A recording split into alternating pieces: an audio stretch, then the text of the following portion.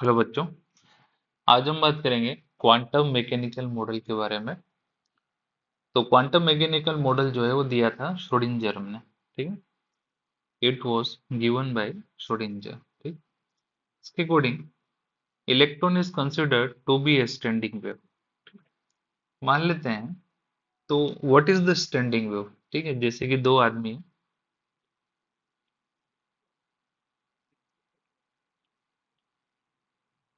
ठीक है, इन्होंने एक रस्सी पकड़ी हुई है। ठीक है, ये कुछ रस्सी है। तो जैसे दो आदमी उन्होंने रस्सी पकड़ी हुई है, जब वो उसे हिलाते हैं तो क्या होगी, वेव जनरेट होगी। लेकिन वह वेव इन दो पॉइंट यानी दो आदमियों के बीच में ही रहेगी, वह कभी भी बाहर प्रोपेगेट नहीं करेगा। तो तो इलेक्ट्रॉन ना तो इलेक्ट्रॉन ना तो बाउंड्री के बाहर जाता है और ना ही न्यूक्लियस के अंदर जाता है। So it is considering to be a standing wave. ठीक, तो इलेक्ट्रॉन को स्टैंडिंग वेव मान रहे हैं between nucleus and the boundary. ठीक, तो किसी भी फॉर एनी स्टैंडिंग वेव क्या होगा, energy is directly proportional to amplitude square। ठीक, तो electron are considered to be a standing wave of amplitude function और वेव फंक्शन साई। ठीक है, तो एनर्जी ऑफ वेव क्या हो जाएगा,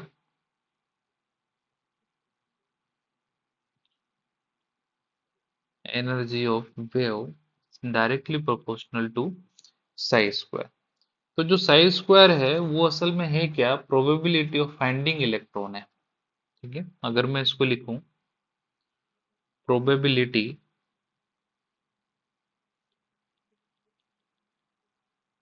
ऑफ फाइंडिंग इलेक्ट्रॉन, तो वो क्या होगा, directly proportional to psi square. ठीक है, तो जो साई है वो सेटिस्फाई करना चाहिए, साई सेटिस्फाइज। ठीक है, तो इक्वेशन है del square psi del x square plus square psi upon del Y square plus del square psi upon del Z square plus 8 pi square M upon H square E minus V psi equal to zero. ये जो equation है इसको हम बोलते हैं Schrodinger equation.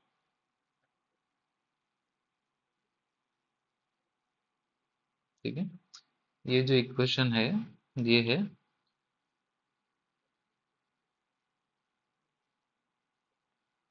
Schrodinger equation. ठीक है, इसमें ई जो है वो है टोटल एनर्जी, इक्वल टू है टोटल एनर्जी। ठीक है, चलिए, अगर मैं इसमें अब del square upon del x del x square plus del square upon del Y square plus del square upon del Z square, ये आपका सही, plus 8 pi square M upon H square, ये कितना हो जाएगा इधर, E psi minus 8 pi square M upon H square V psi. ठीक है, मैंने ब्रेसेस ओपन कर दिया है, तो क्या हो जाएगा यहाँ पर, minus H square upon 8 pi square M del square upon del x square plus del square upon del Y square plus del square upon del Z square psi minus E psi minus V psi equal to zero. ठीक है, एक minute, plus sorry हाँ, plus V psi equal to zero. तो क्या हो जाएगा, minus H square upon 8 pi square M del square upon del x square plus del square upon del Y square plus del square upon del Z square. ठीक है, यहाँ से v भी मैं कॉमन ले लेता हूँ। ठीक है, ये तो हो गया प्लस v, और ये यहाँ पर आ जाएगा साई इक्वल टू ई साई। ठीक, ये जो पूरी इक्वेशन है इसको मैं नाम दे रहा हूँ एच साई इक्वल टू, ये हो जाएगा ई साई। ठीक,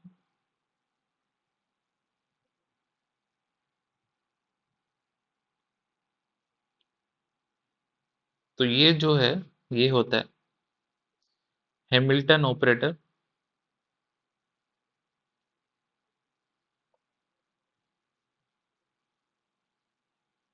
ठीक है, ये है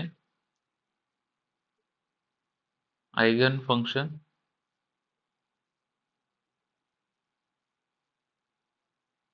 ये है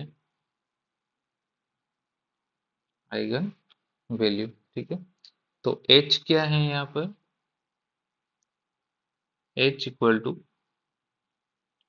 minus H square upon 8 pi square M में इस पूरा जो है del square upon del x square plus del square del Y square plus del square upon del Z square को नाम दे रहा हूँ। ठीक है, स्क्वायर। ठीक है, प्लस ये कितना आ जाएगा v। ठीक है, तो डेल स्क्वायर क्या है, ये del square upon del x square plus del square upon del Y square plus del square upon del Z square. तो ये जो इसको बोलते हैं हम लाप्लासियन ऑपरेटर। ठीक है, तो जब इस इक्वेशन को पूरा सोल्व करेंगे हम, ठीक है, तो क्या होगा, आफ्टर सोल्विंग द इक्वेशन, हमें जो साइन मिलेगा वो फंक्शन मिलेगा किसका, X Y Z E V N L M, जो भी है। ठीक है, तो साई की इक्वेशन इन फंक्शन में आती है। ठीक है, तो बहुत कॉम्प्लिकेटेड है, हमारे काम की नहीं है। ठीक, तो हमें जो है जितने भी सॉल्यूशंस हैं वो कुछ हमारे ज्यादा काम के होते नहीं है। तो not all possible, not all possible expression of psi is accepted as solution. ठीक है, साई का जनरल एक्सप्रेशन आया। ठीक है, हमारे पास x Y z n L m की फॉर्म में, तो हम क्या करेंगे उसमें रेंडमली नंबर बिठा सकते हैं, n equal to 1, l equal to 2, like that. तो ऐसे इनफाइनाइट नंबर इक्वेशन मिलेगी, लेकिन सारे का सारा उस इक्वेशन का सॉल्यूशन नहीं माना जाएगा। तो फिर किसको माना जाएगा, only those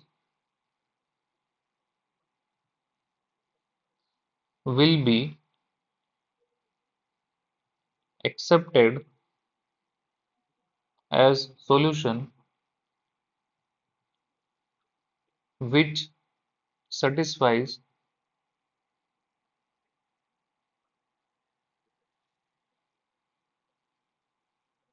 minus infinity to infinity psi square dx dy dz equal to 1। ठीक है,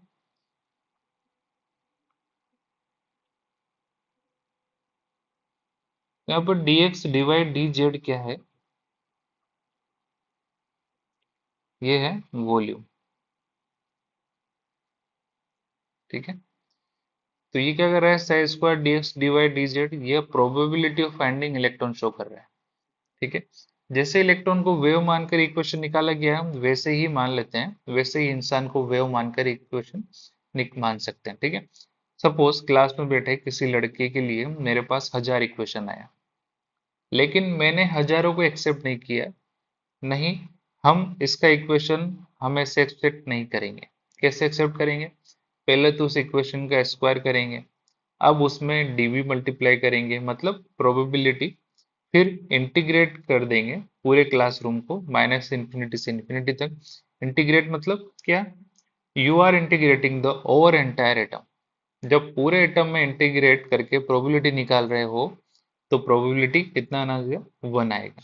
तो प्रोबेबिलिटी 1 आएगा क्योंकि एटम के अंदर इलेक्ट्रॉन तो है ही, हमें पता है। ठीक है, चलिए नेक्स्ट वन है। मान लीजिए मैंने n इक्वल टू 1 पुट किया, n इक्वल टू 1, तो क्या होगा? तो एक ही इक्वेशन आएगा, साई 1।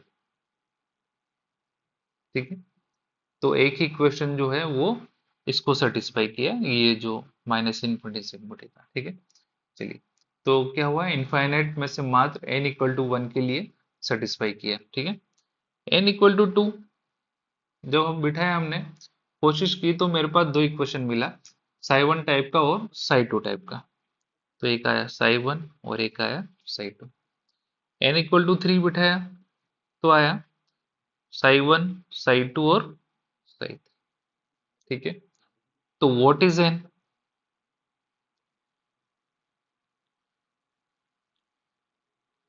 What is n? ठीक, तो n क्या है? Energy shell. एनर्जी शेल, ठीक है, first shell, second shell, third shell, like that. तो n इक्वल टू 1 है।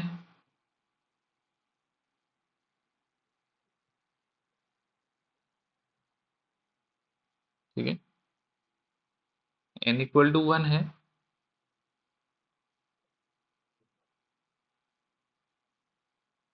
तो इसके लिए क्या है? साई 1। ठीक है, तो इसमें होगा 1s। ठीक है, n इक्वल टू 2 है,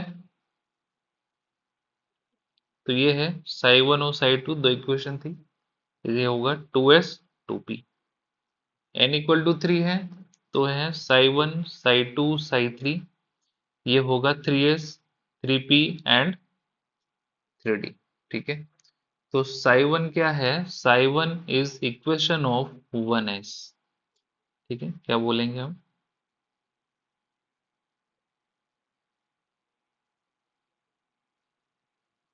Sai 1 is equation of 1s। ठीक है, चलिए आगे देखते हैं। मैं डायग्राम ले रहा हूं।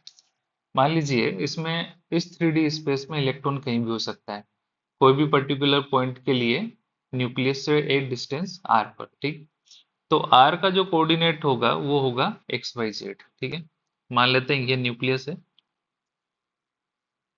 ठीक है, ये जो है न्यूक्लियस है, ये जो पॉइंट है P, ये है एक्स वाई जेड कोऑर्डिनेट। ठीक है, इस पॉइंट को मैं ले रहा हूं नीचे P डैश।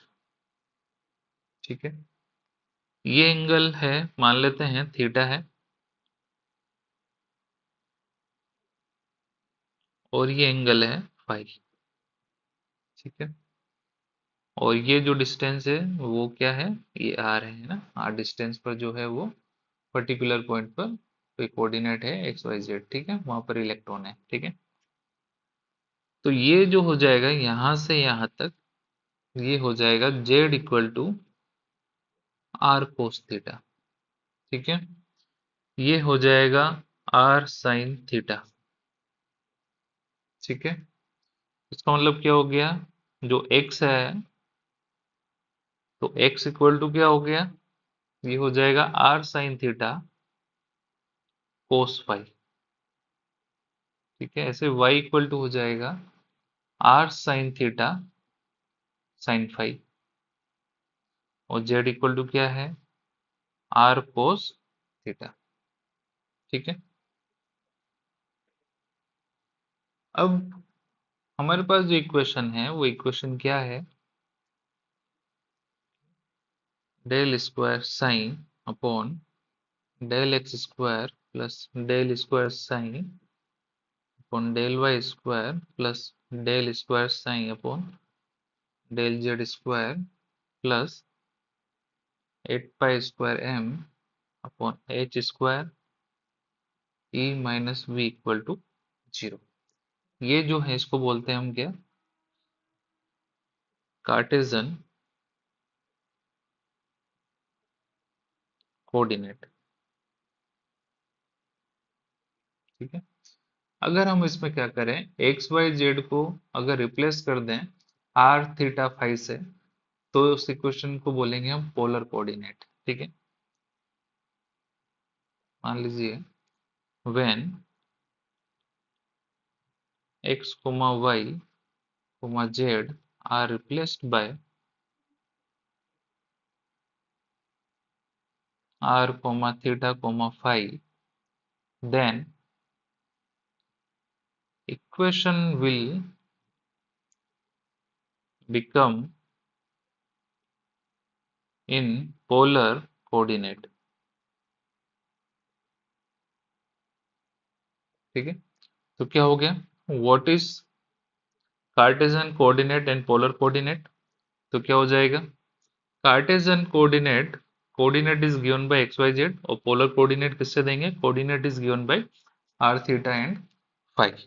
ठीक है, तो when the polar coordinate Schrodinger equation is solved we get, ठीक है, तो हमारे पास क्या आता है, psi R theta five equal to, जो इक्वेशन आती है कुछ इस तरीके से, R N comma L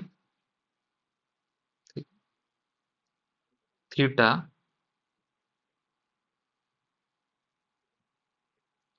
five M.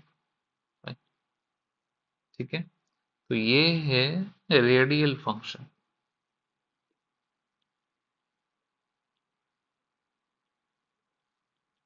Radial function, और ये है एंगुलर फंक्शन।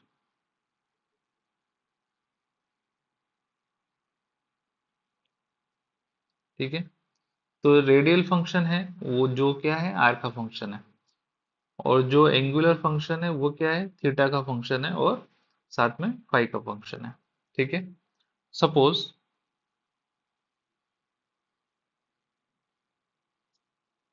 साई इक्वल, ठीक है, एग्जांपल है, suppose psi equal to 6r square plus r plus 3 cos theta sine five. ठीक है, इस तरीके से। ठीक, तो जो साई स्क्वायर है वो क्या होगा, आर स्क्वायर आर, ठीक है, थीटा स्क्वायर और फाइव स्क्वायर फाइव के फॉर्म। ठीक है, तो इसको क्या बोलेंगे हम,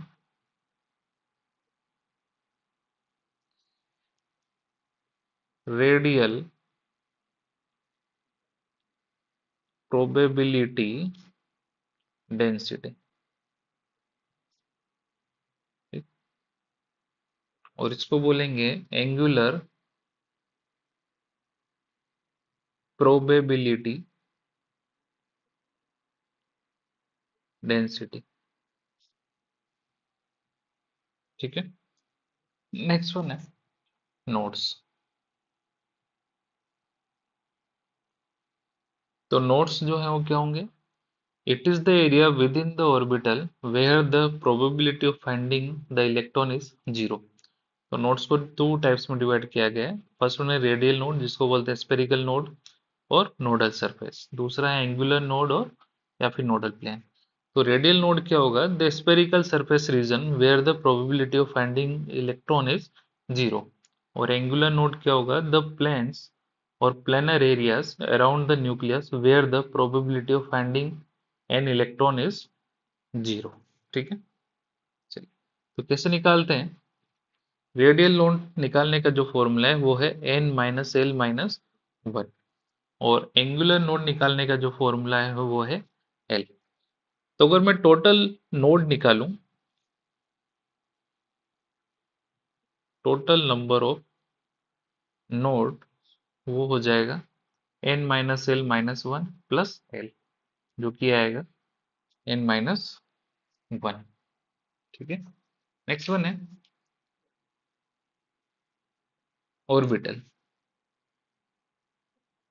ठीक, क्या होता है orbital? It is the three-dimensional volume around the nucleus in which the electron finding probability is finite and maximum। ठीक है, तो जहां पर इलेक्ट्रॉन फाइंड होने की प्रोबेबिलिटी हो उसको बोलते हैं ऑर्बिटल, और जहां पर इलेक्ट्रॉन फाइंड होने की प्रोबेबिलिटी जीरो होगी उसको बोलते हैं हम नोड। ठीक है, तो क्या किया हमने, हम न्यूक्लियस के चारों ओर इलेक्ट्रॉन फाइंड होने की प्रोबेबिलिटी डेंसिटी क्या होता है, साई स्क्वायर। ठीक है, ये भी हमने देखा था। ये न्यूक्लियस है।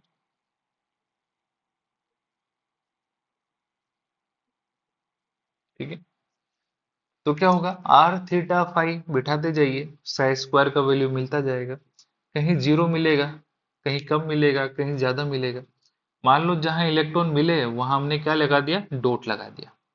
इस तरीके से जब n इक्वल टू वन बिठाकर आर थीटा फाइव को वेरी कराकर जब प्रोबेबिलिटी निकालते हैं और डॉट बिठाने लगते हैं, तो डॉट बिठाने के बाद जब हम डॉट्स को दूर से देखते हैं तो क्या दिखता है, न्यूक्लियस के चारों ओर एक स्फेरिकल शेप नजर आता है। उस स्फीयर के बाहर इलेक्ट्रॉन मिलने की संभावना क्या है, zero. Such type of shape is called orbitals. तो shape can be vary, it can be dumbbell shape, it can be double dumbbell shape, but those shapes are orbitals. ठीक है, तो n equal to one है,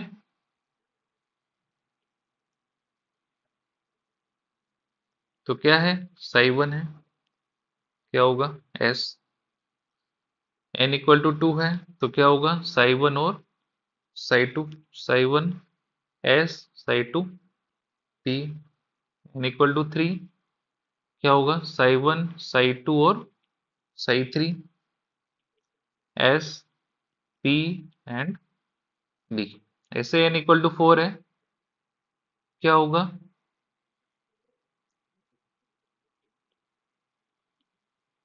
Sai one psi two psi three और psi four, S P D and F. ठीक है, तो S का जो शेप होता है वो कैसा होता है, स्पेरिकल टाइप।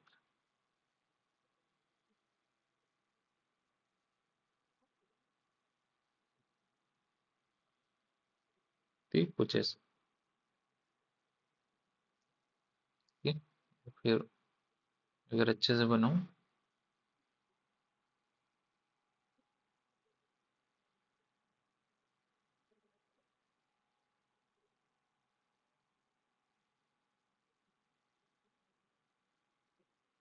ठीक है, कुछ इस टाइप का। इसके अंदर ये डॉट डॉट डॉट, जब हमने इलेक्ट्रॉन फाइंड होने की प्रोबेबिलिटी ढूंढा तो कुछ स्पेरिकल टाइप की स्ट्रक्चर बनी है ऐसे।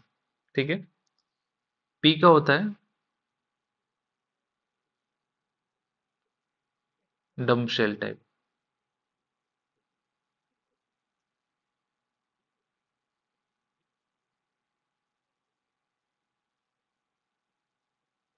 और डी का होता है डबल डम shell type.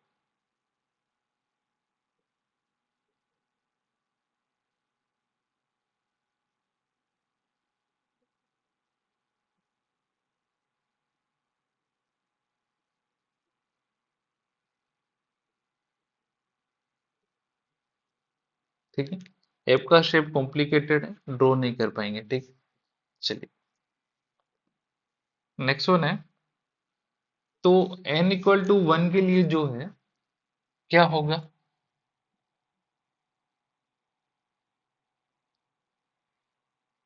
n equal to one है,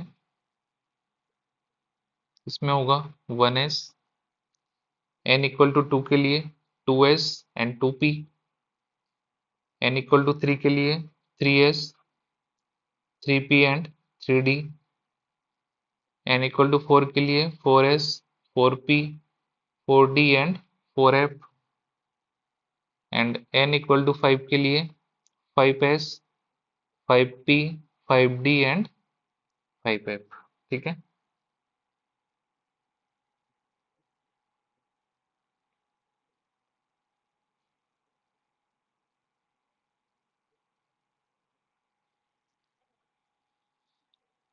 तो क्या है यहाँ पर,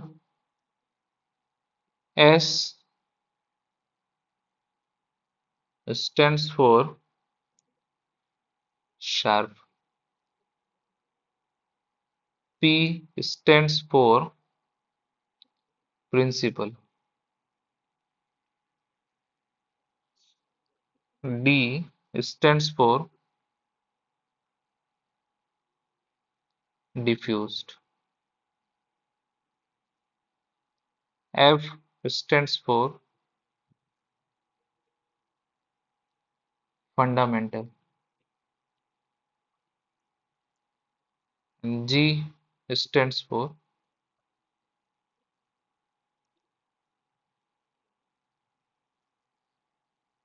डी जनरेट। ठीक है, तो हम ओनली एफ तक ही सिलेबस में है, आगे चलोगे तो जी एच आई मिलते जाते हैं। तो एफ तक पढ़ने का भी एक कारण है, क्योंकि हमने जितने एटम पढ़े हैं या फिर जितने एटम हमारी पीरियोडिक टेबल में है वो सब क्या है, एफ तक ही है। ठीक है, एफ के आगे कुछ है नहीं। ठीक, चलिए नेक्स्ट वन है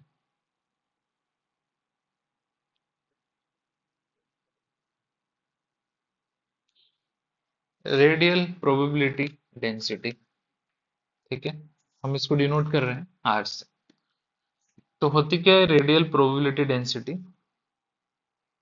the radial density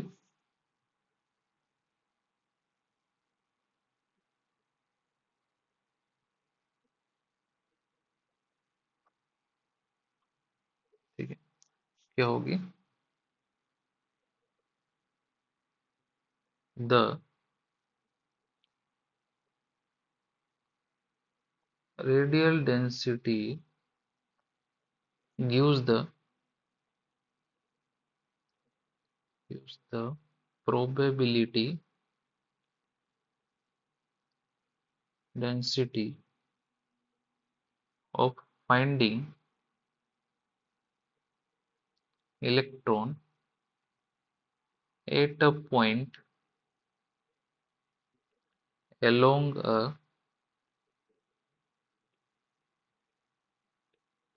per, sorry particular along a particular radius line। ठीक है, तो रेडियल प्रोबेबिलिटी क्या हो जाएगी, आर स्क्वायर आर डीवी। ठीक है, तो डीवी हो जाएगा 4 pi square R square D R. ये कैसे आता है असल में, मैं बता देता हूँ। मान लेते हैं ये डिस्टेंस है न्यूक्लियस से, यहाँ पर जो डिस्टेंस है वो है आर, और जो ये डिस्टेंस है ये है डी आर। ठीक है, तो अगर मैं यहाँ पर डीवी लिखूंगा तो डीवी आता है 4/3 pi R plus D R का cube minus 4/3 pi R cube. तो आ जाएगा 4/3 पाई, ठीक है, R cube plus D R cube plus 3 R dot D are, are plus D R. ठीक है, माइनस 4/3 पाई आर क्यूब। ठीक है, इसको अगर मैं पूरा लिखूंगा तो ये हो जाएगा 4/3 pi are square plus D R cube plus 3 r d are, are plus D r minus r cube. ठीक है, चूंकि d r tends to 0, so higher power will be 0, so higher power will be 0। तो क्या होगा, dv equal to कितना हो जाएगा, 4/3 pi 3 R square D R. तो आ जाएगा 4/3 pi are square D R. क्या आ जाएगा, 4 pi are square D R. ठीक है, इस तरीके से आता है dv equal to 4 pi are square D are.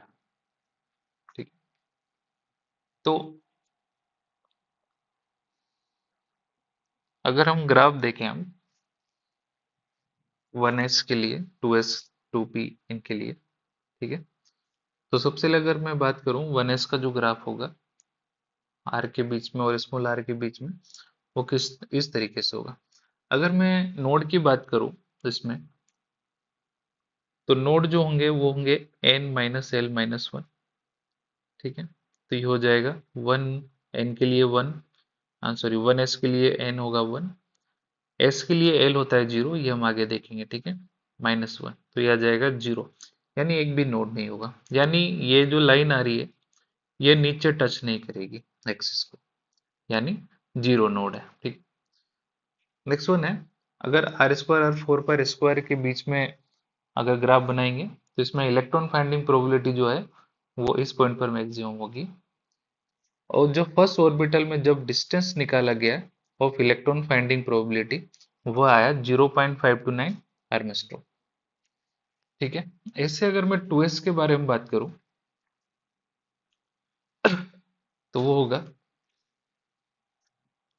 इस तरीके से, आर और आर के बीच में, ठीक। अगर मैं 2s में अगर नोड की बात करूं तो होंगे n minus L minus one, तो ये हो जाएगा 2 माइनस जीरो माइनस वन, यानी वन, यानी एक पॉइंट पर टच करेगा ये यहाँ पर, यानी वन नोड है।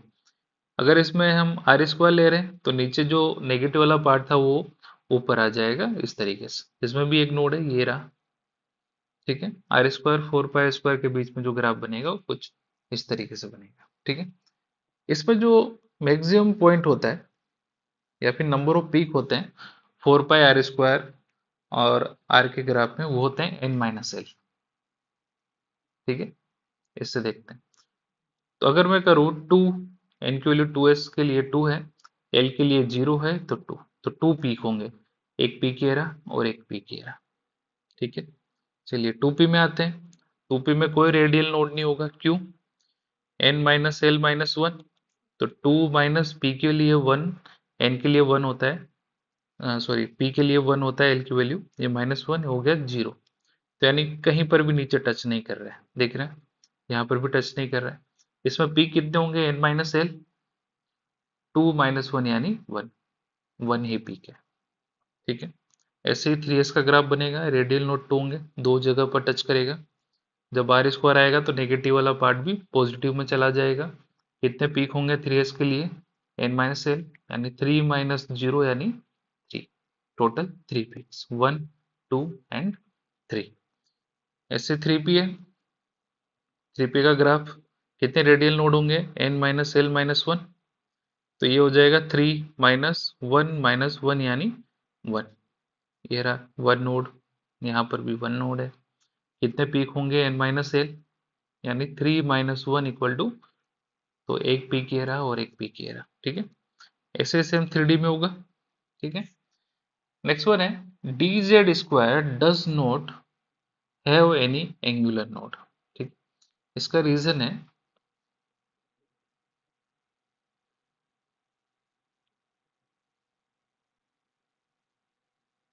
क्योंकि डी जेड स्क्वायर का जो ग्राफ बनता है या फिर डायग्राम जो बनता है वो कुछ इस तरीके से बनता है,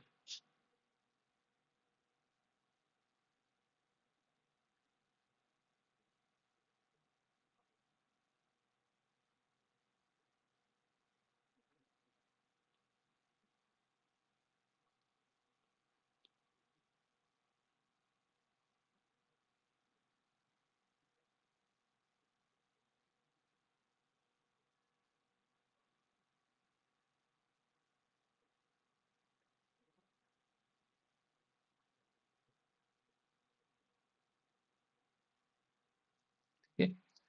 तो D Z square does not have any angle node, क्योंकि दो लोब जेड एक्सिस के अलॉन्ग होती है इसमें, ठीक है। अगर इसको मैं जेड एक्सिस मान लूं तो दो लोब जो है क्या है, जेड एक्सिस के अलॉन्ग होती है, बाकी की एक्स वाई प्लेन में होती है, ये है रही एक्स वाई प्लेन में, ठीक है। यानी हर प्लेन में इलेक्ट्रॉन डेंसिटी है, और आप ऐसा कोई प्लेन पास नहीं कर सकते जहां पर इलेक्ट्रॉन डेंसिटी क्या हो जाए, जीरो हो जाए। तो ये कई बार एग्जाम में पूछा गया है, तो D Z square does not have any angular, ठीक है। चलिए नेक्स्ट वन, ये हम देख ही चुके हैं अभी। Number of peaks in 4 pi versus R के ग्राफ में जो पीक होंगे वो कितने होंगे, n-l। ठीक है, चलिए फर्स्ट क्वेश्चन है, for a 3s orbital side 3s equal to 1/9√3 1/a0। ठीक है, ये क्वेश्चन दी हुई है। where psi equal to 2rz/3a0, what is the maximum radial distance of node from nucleus। ठीक है, देखते हैं इसको। तो नोड पर प्रोबेबिलिटी जीरो होता है, तो वहां साई भी क्या होगा, जीरो था। तो हम निकालेंगे कि कहाँ कहाँ साई 3s का वैल्यू जीरो होगा। ठीक है, where psi square 3s equal to zero. तो क्या इक्वेशन है, ये हो जाएगा 1/9√3 नोट की power 3/2 6 - 6 sigma plus sigma square e की पावर माइनस सिग्मा बाई 2, ये पूरा स्क्वायर इक्वल टू जीरो। तो ये आ जाएगा 6 - 6 sigma plus sigma square equal to zero. इसको अगर अरेंज कर लेंगे तो sigma square minus 6 sigma plus 6 equal to zero.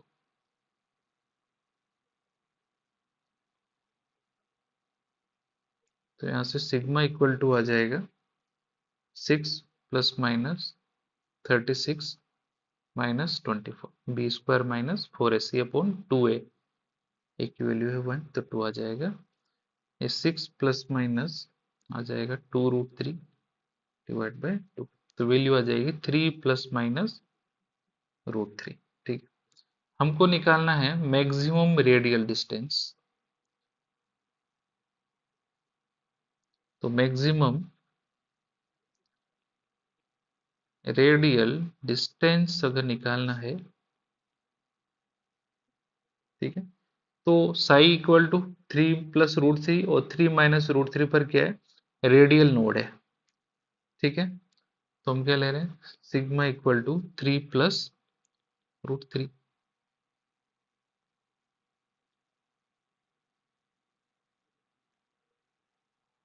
तो कितना हो जाएगा, इक्वेशन दी हुई है हमको, सिग्मा इक्वल टू 2rz/3a0।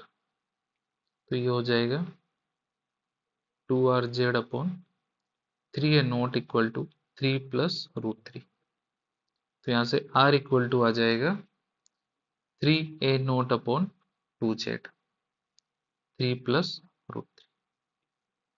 ठीक है, इस तरीके से नेक्स्ट क्वेश्चन है, if r of hydrogen atom is, ठीक है, ये क्वेश्चन दी हुई है, where n neutrons are constant, sigma equal to दिया हुआ है, calculate the maximum minimum position of radial node from nucleus। ठीक है,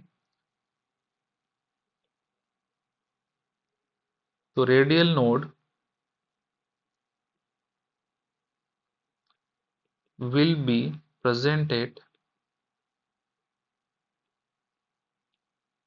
कहाँ कहाँ पर होगा, जहाँ पर psi square equal to zero होगा। ठीक है, तो यहाँ पर हमारे पास दो इक्वेशन आ जाएगी, sigma -1 sigma square minus 8 sigma plus 12 equal to zero हो गया।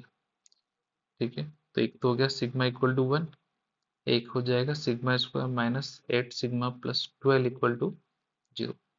यहाँ से सिग्मा स्क्वायर माइनस 6 सिग्मा और -2 sigma plus 12 equal to zero. यहाँ से आ जाएगा सिग्मा इक्वल टू 2,6। तो टोटल तीन है, 1,2,6, जहाँ पर क्या होंगे, रेडियल नोड होंगे। अगर हमें चाहिए maximum radial node, maximum radial node, तो हम क्या लेंगे, सिग्मा इक्वल टू 1। एक मिनट, मैक्सिमम चाहिए था, एक मिनट, मैक्सिमम चाहिए तो हम लेंगे सिग्मा इक्वल टू 6। ठीक है, तो क्या इक्वेशन है, 2rz/a0 इक्वल टू 6। ठीक, यहाँ से r इक्वल टू आ जाएगा 3a0/z। और अगर मिनिमम रेडियल नोट चाहिए तो हम लेंगे सिग्मा इक्वल टू 1, तो हो जाएगा 2 RZ upon n not equal to 1। यहाँ से R इक्वल टू आ जाएगा एन नोट बाई 2Z। ठीक है, आई होप आपको समझ में आया होगा। मिलते हैं नेक्स्ट क्लास में। Thank you.